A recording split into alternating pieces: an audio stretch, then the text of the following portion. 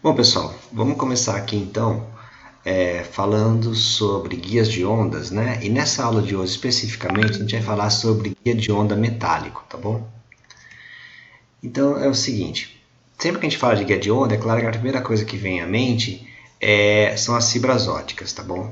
Então, o que é uma fibra ótica? Uma fibra ótica nada mais é do que um guia de onda, só que é um guia dielétrico, né? Então, a fibra ótica, como todo mundo já ouviu falar alguma vez, aí ela é constituída do núcleo, que tem refração N1, e da parte externa, né, da casca, que tem refração N2. E é claro que para que haja reflexão total interna, o índice de refração do núcleo N1 tem que ser maior do que o índice de refração da casca N2, tá bom? Então é mais ou menos essa a ideia aqui. Você tem a casca, que é uma parte externa, de simetria cilíndrica, aqui o núcleo, que é a parte interna de raio A e simetria cilíndrica também, de tal forma que o núcleo, então se eu fizer o perfil do índice de refração aqui, o meu N de R em função de R, né? Você vê aqui que o índice de refração no núcleo é N1 e na casca ele abaixa lá para N2 e vai até lá o tamanho da casca que eu estou chamando de B, tá bom? E é claro que a luz vai ficar confinada aqui na região que tem o maior índice de refração. Então aqui basicamente é nosso conceito de guia de onda, que é uma fibra ótica.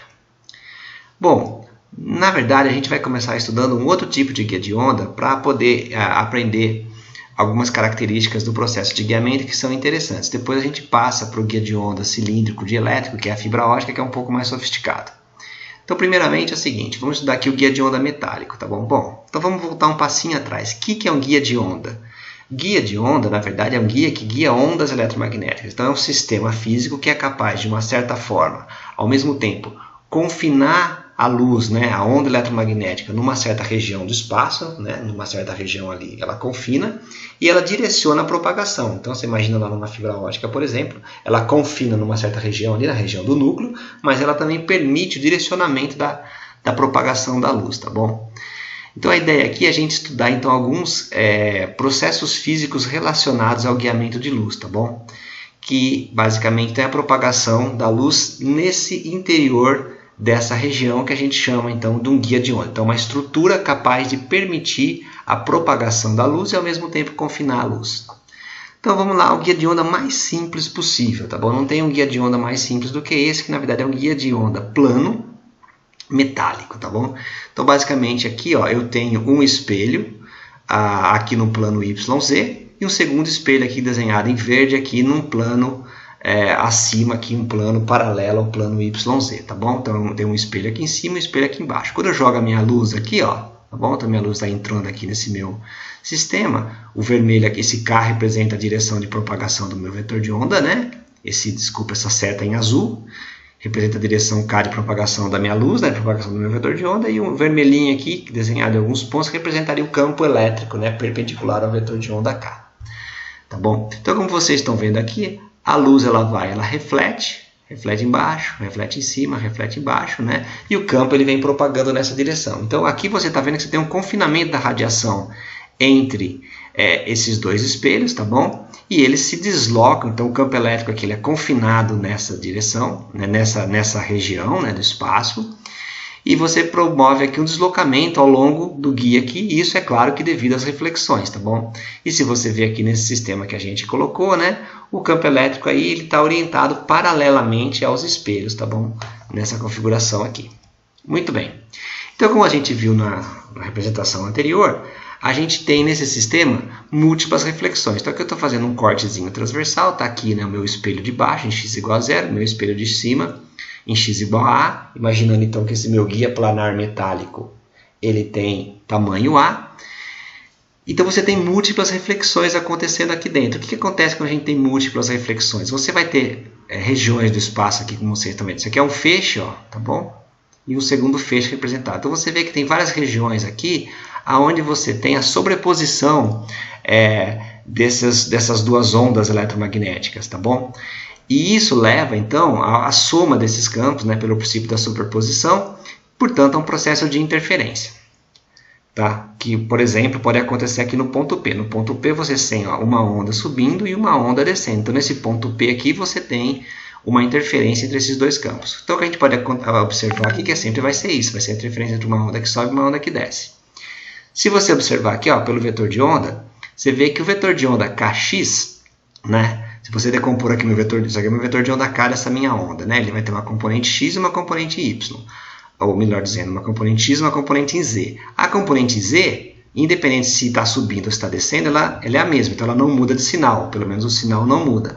A componente x, ela já troca de sinal a cada reflexão, certo? Então lá naquele ponto P, que eu representei aqui, ó, você vai ter interferência entre uma onda que desce e uma onda que sobe aqui nesse ponto P, tá bom? E aí vai depender, então, se a interferência, dependendo das condições, ela pode ser construtiva ou destrutiva. E você tiver interferência construtiva ou destrutiva das ondas propagando no teu guia, isso de uma certa forma vai afetar o seu guiamento, tá bom? Então vamos assumir que a gente tem agora ondas harmônicas, tá bom? Que aqueles meus campos que da onda subindo e da onda descendo aqui, que eu estou chamando de E E', são representados por ondas harmônicas, tá bom? Então o meu E subindo é o seno de Kx x mais k zz menos ômega t, e essa eu sei que é a onda subindo porque o k é positivo, e essa aqui é a minha onda descendo, é a mesma coisa, só que eu vou botar uma amplitude aqui E2, porque não precisam ser necessariamente as mesmas amplitudes do campo, e essa aqui é a minha onda que é descendo porque o k é negativo. Bom, muito bem. Então a gente já sabe como é que escreve a nossa onda que está interferindo, pelo princípio da superposição, e agora a gente tem que usar as condições de contorno. Então o que a gente sabe desse problema? A gente está falando de superfícies metálicas, de espelho, então a gente sabe que dentro do espelho você tem uma onda evanescente que numa profundidade delta bem pequena, tá bom? Então a gente, na verdade, diz o seguinte, que não tem campo dentro do metal. Então o E de R, tá? O E total, ele tem que ser zero, em x igual a zero no espelho de baixo, que é o espelho metálico, e no espelho de cima, que é o espelho metálico, tá bom? Porque a onda ela decai muito rapidamente ali na superfície, então não tem campo dentro do metal, tá bom? Então essas são as condições de contorno que nós vamos usar. Aqui o campo ER total, esse campo aqui, ER total, ele é zero, tanto para x igual a zero quanto para x igual a A. Vamos aplicar a primeira condição. O ER de x igual a zero é zero.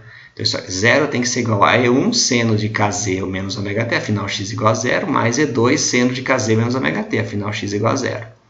Bom, daqui então a gente coloca E1 mais E2 em evidência, né? Porque, ou melhor, seno de Kz menos ômega t em evidência, então vai dar E1 mais E2 seno de Kz menos ômega t. Isso tem que ser válido para qualquer posição z do meu guia e para qualquer tempo, certo?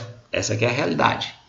Portanto, a única maneira disso aqui ser verdade é se E1 mais E2 for igual a zero, ou seja, E1 tem que ser igual a menos E2, que é igual a zero. Ou seja, já tem uma condição aqui entre o E1 e E2. Então a gente volta para a nossa equação do campo total e substitui que o E2, que o E1 é zero e que o E2 é menos E0, tá bom? Então fica aqui a nossa equação total, aplicando a primeira condição de contorno, a condição de contorno em x igual a zero. A gente usa uma identidade trigonométrica aqui de seno de A menos B, tá bom? Com o seno do arco metade. E aí com isso a gente escreve, então, só vocês fazem a algebrinha depois, mas você consegue então reescrever essa expressão como sendo 2E0 seno de Kxx cosseno de Kz menos ômega t, tá bom? Então esse aqui é o meu campo total, olha que legal. Então você vê aqui que você tem já de cara, você já pode perceber que você tem uma onda propagante, né?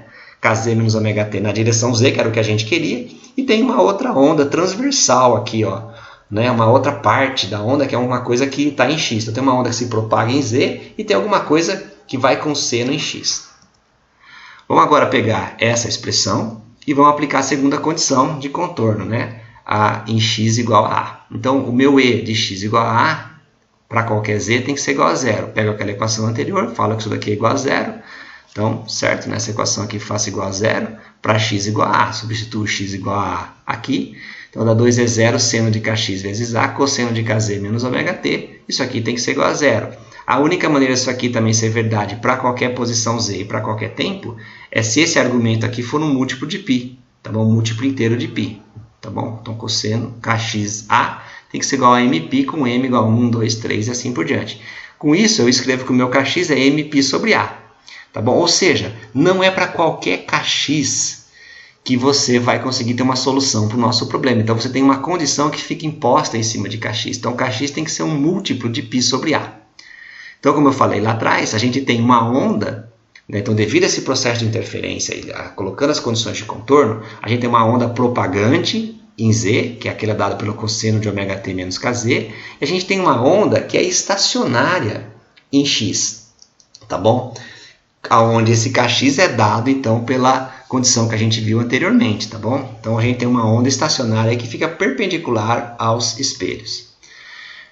Então, novamente, não há restrição em cima de Kz, mas há restrição em cima de Kx devido ao quê? É claro, devido à limitação espacial que a gente tem ali no nosso problema, tá bom? Então, cada valor de Kx, ou melhor dizendo, vou voltar uns slides aqui, cada valor de Kx, ou na verdade, cada valor de M, né, representam aí a um modo transversal do meu guia, o modo de vibração que eu tenho lá no meu guia, tá bom? É assim que a gente chama. Existe aí uma definição que, em geral, nessa parte de guia, as pessoas gostam de chamar o Kz de beta, tá bom? Então, o Kz, que é o vetor de onda na direção de propagação, é designado, que isso também é chamado de constante de propagação, em geral, a gente chama de beta. Então, toda vez que aparecer beta, você já sabe que é o vetor de onda na direção de propagação, no caso aqui, nosso problema Z. Tá bom? Então aqui já apareceram o que a gente chama de modos do guia. O que são os meus modos do guia? São os modos transversais permitidos de fabricação do meu guia. Ou seja, não é qualquer modo que eu consigo não é qualquer onda. A parte transversal da minha onda propagante, ela não é qualquer modo que vai ser permitido. Só alguns que são dados pelas condições lá impostas pela interferência. Muito bem, então vamos lá. Se a gente retomar aqui rapidamente, só para a gente ver. Tá aqui o meu RER é 2E0 seno de Kx, x, cosseno de Kz, z menos ômega t, então a parte propagante e a parte estacionária, certo? Essa parte aqui não depende do tempo, é estacionária, com esse Kx sendo mπ sobre A, perfeito? Vamos só ver o que acontece aqui, ó. Então, se você pegar aqui, é como se fosse uma vista lateral do meu guia, né? Então, aqui seria como se fosse a direção z, é uma representação só, pessoal. E aqui o x, tá bom? Se eu pegar m igual a 1 e plotar essa parte aqui, a parte estacionária, vai dar uma onda desse tipo aqui, tá bom? Ou seja, ela é mais intensa aqui no centro e menos intensa nas beiradas, né? Isso aqui olhando de lado. Se eu olhar de frente esse meu guia aqui, o que eu vou ver então? Eu vou ver mais brilhante, né? Onde está mais apagado aqui seria mais brilhante no centro e mais escuro para as beiradas, né? Lembrando, né, gente, que a intensidade, que o que eu vejo, que o que eu consigo enxergar não é o campo, é o módulo do campo ao quadrado, que é a intensidade, tá bom? Então ele é mais brilhante no centro, porque você tem mais campo, e mais escuro para as beiradas, porque tem menos campo, tá bom? Então o azul aqui no meu desenho é escuro, devia ter invertido, mas tá bom. Então isso aqui é como se fosse a vista lateral do campo, e essa aqui seria a vista frontal da intensidade. Para m igual a 2, o que você tem para m igual a 2? Você tem isso daqui, né? Porque você tem aqui K, o meu Kx, né, é 2π sobre A vezes x. Então, ela vai dar zero aqui, aqui e no meio. Então, você tem um lóbulo, uma onda estacionária que é dessa forma aqui, tá bom? Então, esse é o segundo modo, tá bom? Isso aqui é o modo fundamental, modo para m igual a 1 e modo para m igual a 2. Então, isso aqui o que dá? Isso aqui dá que eu tenho escuro aqui, escuro no meio, escuro no lado e aqui no meio, nessas duas meias, nessas duas regiões intermediárias aqui, ó, a gente tem bastante intensidade. Isso aqui é o segundo modo. Então, é um modo que você tem dois lóbulos de intensidade, né, na vista frontal. Né? Na vista frontal, você tem um escuro no meio, claro aqui e claro aqui. Então, é um modo de propagação. Então, esse também é um modo permitido de propagação. Você pode propagar a luz tanto nesse modo que ele é mais brilhante no meio e mais escuro nas beiradas, quanto esse modo que tem duas regiões mais brilhantes, entendeu? Então, na verdade, essa vista lateral e essa vista frontal aí mostra mais ou menos a distribuição do campo elétrico, né, na vista lateral e a distribuição de intensidade aqui na nossa vista frontal. Então, isso aqui é só para mostrar para vocês que cada um daqueles modos definidos pelos diferentes vetores de ondas permitidos, eles têm diferentes distribuições espaciais lá dentro do meu guia. Bom, pessoal, da equação 2, vou voltar um pouquinho para vocês lembrarem que é a equação 2, mas a equação 2 simplesmente é essa daqui, ó, Kx é mπ sobre A. Então, da equação 2, tá bom? Que Kx é mπ sobre A. E usando aqui, ó, que o meu vetor de onda total K, ele é K ao quadrado é igual a Kx ao quadrado mais Kz ao quadrado, né? Fazendo a decomposição aqui, então, meu vetor de onda K, aqui é x, aqui é z. Então, é claro que o meu, por Pitágoras aqui, K ao quadrado é Kz ao quadrado mais Kx ao quadrado. Então, eu posso isolar dessa expressão aqui, ó, o meu Kz, né? Que vai dar, então, a raiz de K ao quadrado menos Kx ao quadrado. Isso aqui, lembrando que o Kz é o que a gente chama de beta. Então, beta é a raiz de K ao quadrado menos Kx ao quadrado. E que o meu Kx ao quadrado, ele é mπ sobre A ao quadrado, que é o que está escrito aqui. Tá bom? Mas, né, gente, como a gente pode escrever o nosso K como sendo 2πn sobre lambda, né? Essa aqui é a própria definição de K. E lembrando também que 2π sobre lambda é ômega sobre c, então isso aqui pode ser escrito, o meu k é n ômega sobre c. Portanto, a gente pode escrever o nosso vetor de propagação, né, minha constante de propagação beta, que é o meu kz, como sendo, eu posso tirar um k em evidência aqui, né, para fora, vai dividir por k e eu substituo o k por n ômega sobre c. Então, meu beta vai ser n ômega sobre c, raiz de 1 menos essa coisa toda, nc π na ômega ao quadrado. Isso daqui é a tal da relação de dispersão do nosso guia, que na verdade ela relaciona a nossa constante de propagação, beta, né, para cada modo, e a frequência da onda, tá bom? A frequência da onda que está propagando lá. Então, isso aqui a gente chama de relação de dispersão do guia, tá bom? Então, lembrando, a relação de dispersão de guia é a relação entre a constante de propagação e a frequência da onda propagante no teu guia. Olha só, dessa expressão a gente ainda pode escrever ou fazer uma coisa que a gente sempre faz. É sempre possível expressar um vetor de onda como sendo o índice de refração vezes K0, tá bom? Onde K0 quem que é? Basicamente ômega sobre C, né? Lembra lá que K, quem que é o K? O K é ômega sobre C vezes N. Né? Então você sempre pode escrever, isso aí é verdade sempre, você sempre pode escrever um K qualquer como sendo um N vezes o K0, que K0 seria o vetor de onda do vácuo, que é ômega sobre C. Tá bom? Então, se você voltar aqui na nossa expressão anterior, você vê que você tem aqui, ó, que o beta ele é n ômega sobre c, mas ômega sobre c então é k0, tá bom?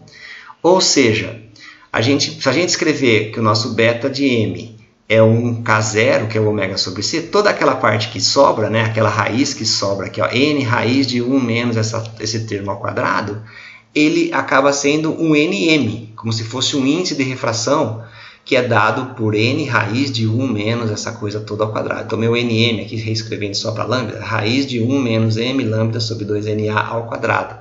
Então, isso daqui, na verdade, é como se isso aqui tudo se comporta como se fosse um índice de refração efetivo do meu modo m. Então, quando você tem um guia, como você é capaz de pegar a tua constante de propagação e expressar ela como sendo uma coisa proporcional ao K0, essa coisa que eu estou chamando de proporcional ao K0 aqui, que é o meu nm, é o índice de refração efetivo daquele modo m. Por quê? Porque para diferentes modos aqui, ó, você vai ter diferentes índices de refração. Efetivo, né? Porque é uma coisa meio efetiva que a gente está fazendo aqui. Então, ou seja, além da gente ter diferentes distribuições de campo, né? Ou diferentes distribuições de intensidade no seu guia, você vai ter também diferentes índices de refração efetivo. Então, cada modo M tem um índice de refração efetivo diferente. Bom, pessoal, então na aula de hoje a gente viu, na verdade, que quando você tem um guiamento, você tem diferentes modos. Esses modos eles aparecem devido à interferência lá dos campos dentro do teu guia, que confinam a tua radiação. Você tem diferentes distribuições de intensidades e você tem apenas alguns modos serão permitidos, né? Dado lá pelas condições do Kx, que é mπ sobre A. Então você tem alguns modos permitidos, cada modo vai ter uma diferente distribuição de intensidade e cada modo vai ter um diferente índice de refração efetivo de propagação no seu guia. Bom, pessoal, com isso a gente conclui essa primeira parte aqui dos guias metálicos e aí a gente vai dar prosseguimento a isso na próxima aula.